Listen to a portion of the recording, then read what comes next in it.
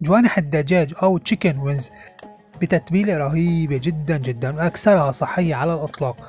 إذا بتتابعوا الفيديو وتحفظوا الوصفة راح تحبوها كتير كتير. ما بضيف له لا كاتشاب ولا بضيف له بوفالو ولا بضيف له باربيكيو. تابعوا الفيديو واحفظوا الوصفة. عنا هون بشكل عام هيدا اسمه وينج، اللي بإصبعي عم حركه هو هيدا اسمه ارم. هلا بفصل الارم عن الوينج من خلال المفاصل بالسكين، بفتحهم شباب وصبايا، بجرحهم جرحتين ثلاثة. هيدا ارم بالسكين بفتحه بالمفصل، هون في مفصل لأنه بجرحه جرحتين ثلاثة. اوكي، فكينا الارم عن الوينج. هلا فينا نقصه بالنص، لا هون ما بدنا نقصه بالنص لانه هدول حبات صغيره ما في داعي نقصهم بالنص.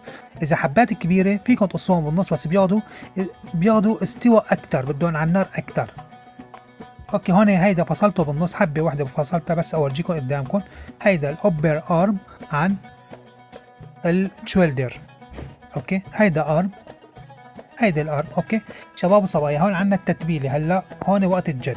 عنا هون 5 حبات 6 حبات توم هرستن انا، بضيف لهم البقدونس 3 4 معالق بقدونس.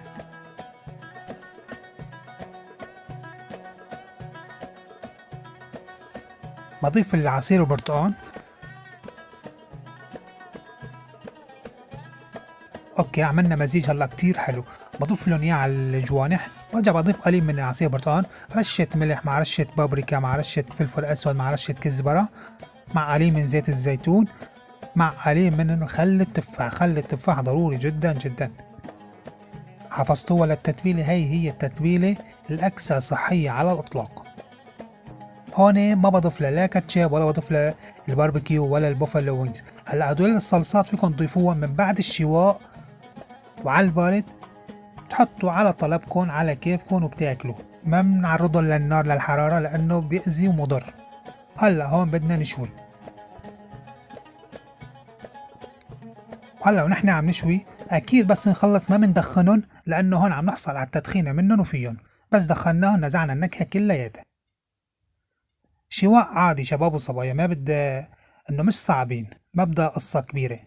شويناهم على هالطريقه هاي. اوكي شوفوا شو اللون، لون ذهبي. ولا تنسونا باللايك والمتابعه وجربوها ولا تخافوا.